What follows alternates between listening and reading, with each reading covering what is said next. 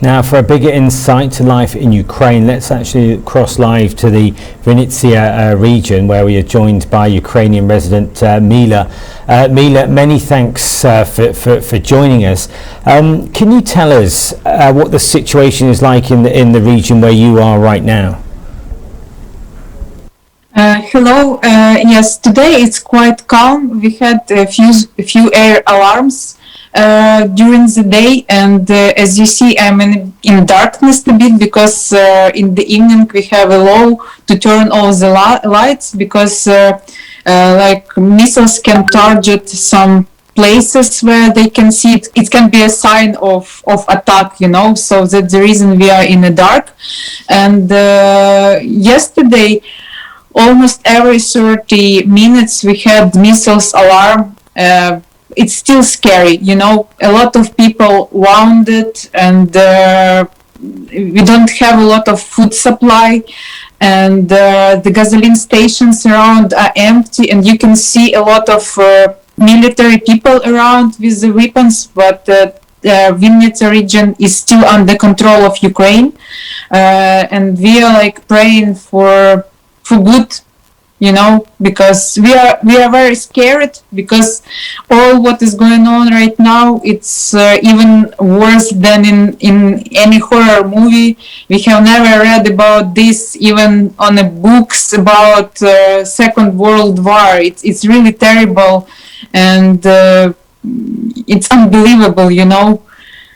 I even cannot explain about all of this, because I still think that I'm like sleeping, and maybe tomorrow in the morning I will wake up and it will be only like a horror dream, and our life will come back to the normal as it was before, as it was 1 week before. I mean, you're talking about supplies, you're talking about food and fuel getting low in stock. Has the government, or have you been given any instruction what happens if you run out of food or water?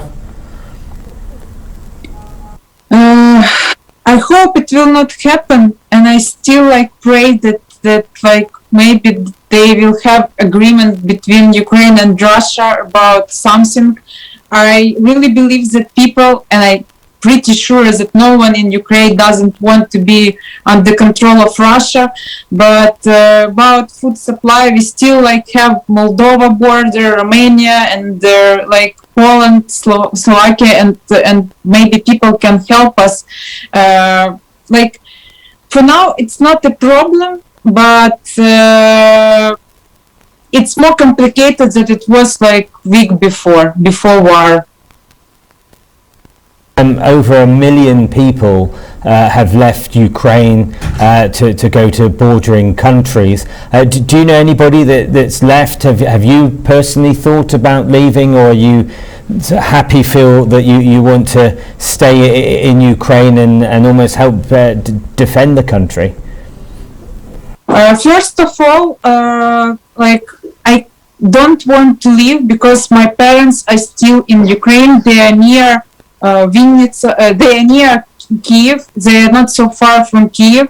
I really want to reach them and be with them, but it's currently very dangerous. And I can't leave also because my husband, he is not, as all men in Ukraine, they are not allowed to cross the border.